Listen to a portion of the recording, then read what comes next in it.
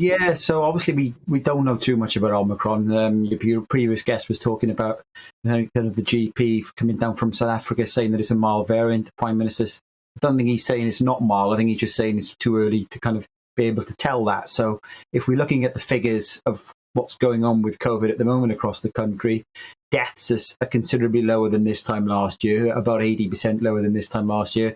The number of patients in hospital depends on which parts of the country you're looking at, but they're upwards of at least 55 to 70% in different countries, lower than this time last year.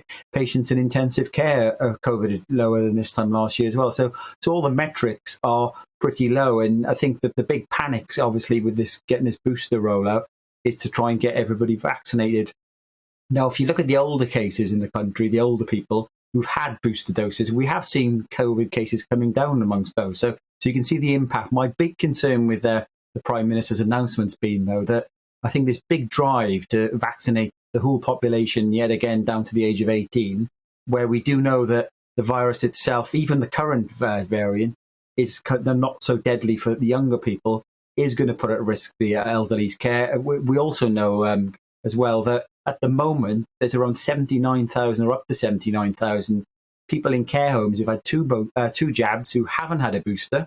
And we've got on top of that patients or people who are living at home who can't get out of the house. Now, I think the Prime Minister's getting the priorities wrong here in that trying to vaccinate and putting out kind of invites to under 30s.